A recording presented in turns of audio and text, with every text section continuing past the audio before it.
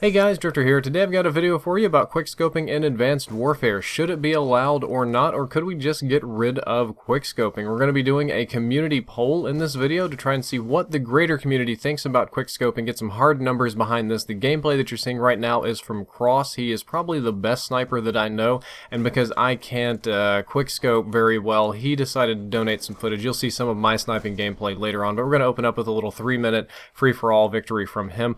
But like I said, with Advanced Warfare right around the corner, quickscoping is a hot topic again. Like with the pro scene, this is an area where the COD community agrees on very, very little. Some people love it, some snipers like it, some people consider themselves to be quickscopers and that quickscoping is a legitimate and valid gameplay style that should be retained. Some people absolutely hate it. They say it's ridiculous, it's broken, it's bug, it's annoying, it's not good for the game. And of course, there's plenty of people in the middle with varying opinions one way or the other.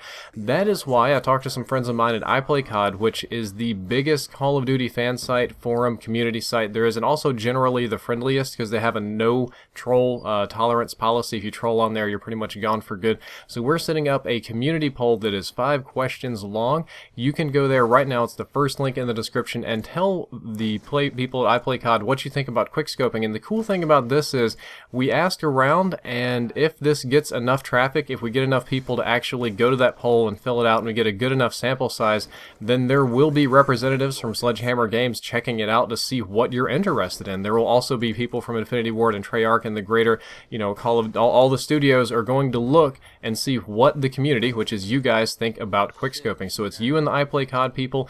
If you want to fill that out right now without my opinion about anything, without hearing the both sides of the argument, if you don't want your personal beliefs tainted, go fill that out right now. If you want to hear both sides of the argument, I'm going to be summarizing Cross's argument as to why quickscoping should be allowed, or that sniping should be allowed to be the way it is, and then I'm going to play the devil's advocate, so to speak, and be the counter, well, not my own devil's advocate, but I'm going to be the counter argument for why quickscoping needs to be altered or tweaked or something like that. But first, I decided to make something very, very funny. One of the things that I personally complain about quickscoping is that it's just not realistic. Call of Duty, we know, is not a realistic game, so I went out and I tried to test quickscoping as good as possible and get some data for you on what it looks like for a real person to quickscope and how fast an actual human being can quickscope.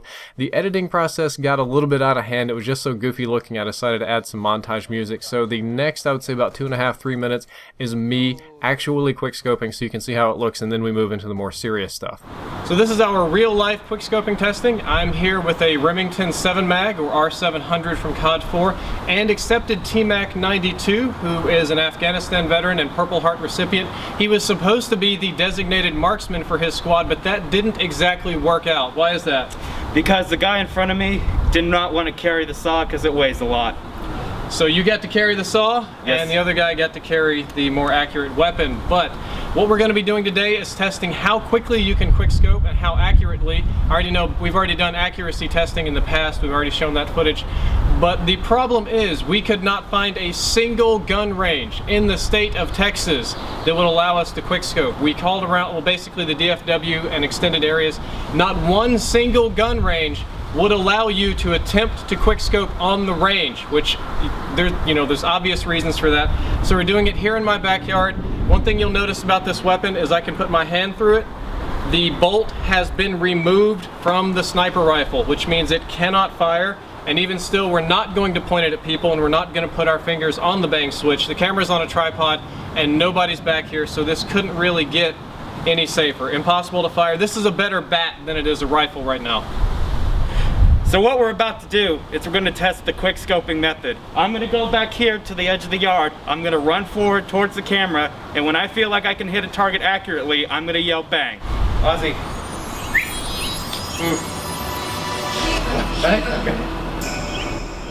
Hero, hero,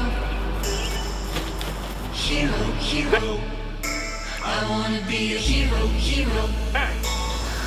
Oh, the hero comes, I can hear the drums, and a horse is drawn to the kingdom come through the pale moonlight. Hearts ignite to the call. Oh, claim your prize for a crown of stars, in the name of love be the sacrifice. You and I will stand and fight, our backs to the wall. Oh, hero, hero.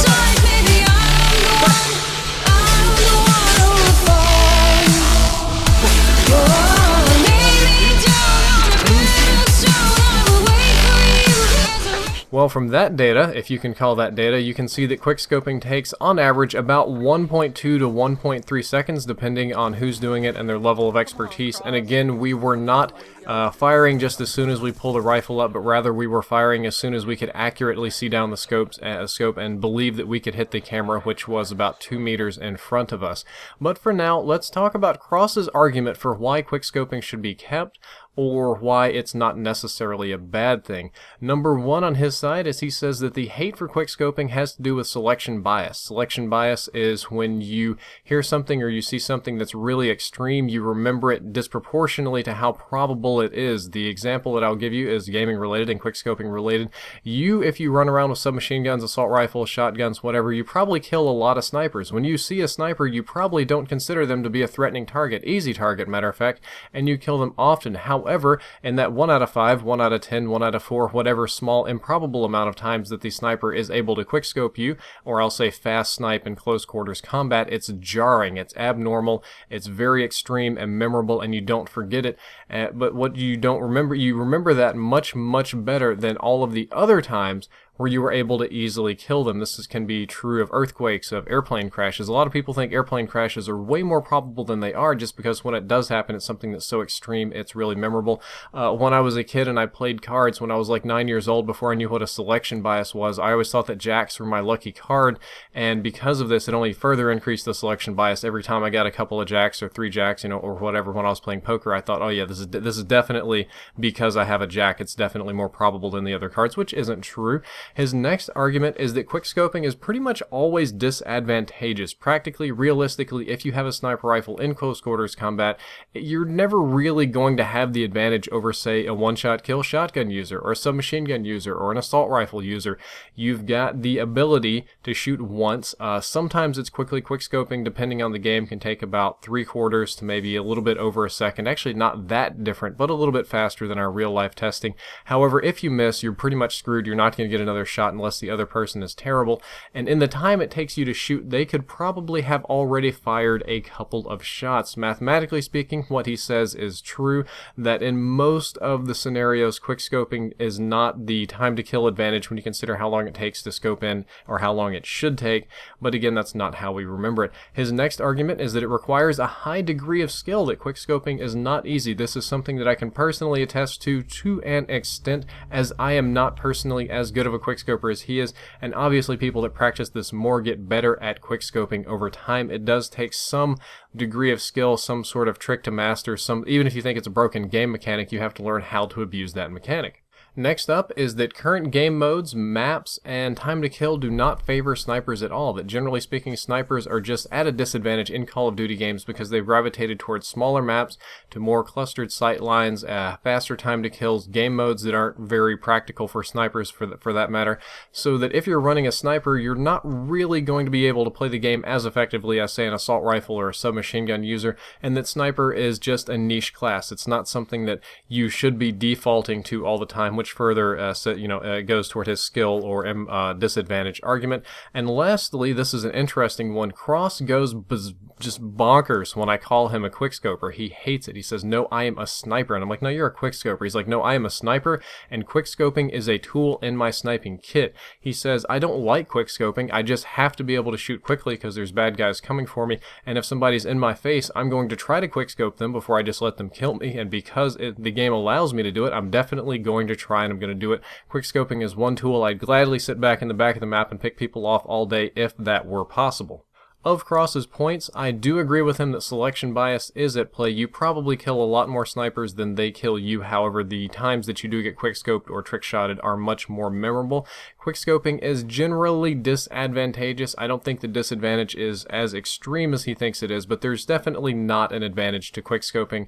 Very few people are pulling 5.0 KDs quickscoping. Time to kill is not going to be in your favor. It's just not the optimal tactic to do. And I do agree that the last couple Call of Duty games have not catered to snipers very well. The sniper playstyle has not been particularly well supported in the last couple of Call of Duty games. However, I am against quickscoping because I believe it completely breaks the suspension of disbelief, which is bad for a shooting game. As you saw in real life, it was very silly looking. It was out of place. That's because it just looks ridiculous. The mechanic is ridiculous, and it bears no resemblance to what you're going to be doing in real life. Now, we know Call of Duty games are not real life, but they kind of pretend to be real life. They're a real life fantasy game. Call of Duty has this totally action movie, like it could be real. This might be what a gunfight feels like. Like when you think about gunfights you see on TV, that's how Call of Duty plays. And while that is not realistic, quickscoping is unrealistic to the point that we're breaking our suspension of disbelief and we're realizing that it's just a game with goofy mechanics, and in that way it makes it less fun and less tactical, which is bad for the game in general. And it's also very jarring for the gameplay. In game design, if you're a game designer, what you usually want is smooth, consistent gameplay.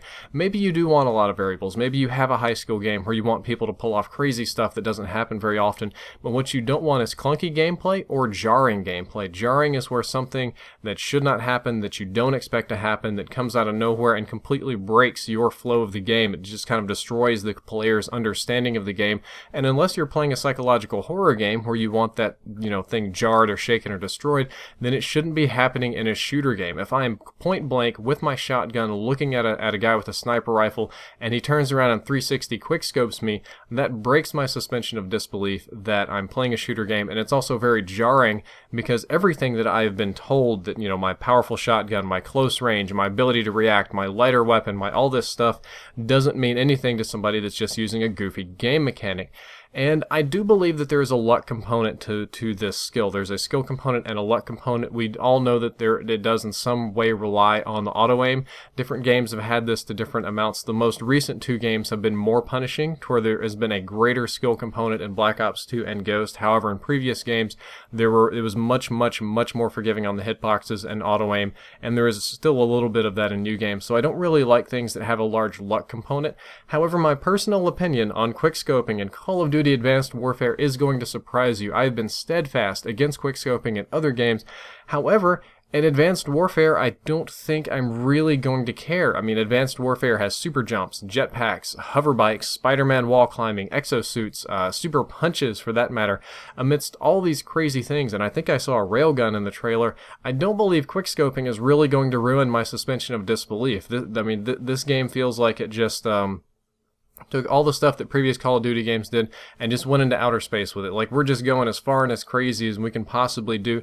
And when people are walking on the walls above your head and super jumping and like breaking you with their robot hands, who's really going to complain about quickscoping? I mean, to an extent, you can quickscope in Titanfall. The second you aim down sights on that sniper rifle, it's accurate. But with the way people are mobile and the way they move and the way the game plays, nobody complains. There's no reason to worry about it. And in previous videos on quickscoping, I've done several of these, and I always said, well, if we're going to add quickscoping into this game and say that it's just a game and not care, then why don't we add jetpacks, man? And we're going to add lasers. And then I look at the trailer for Advanced Warfare and I'm like, lasers and jetpacks are about the only thing it's missing with all the goofiness, so I don't think it's going to be a problem.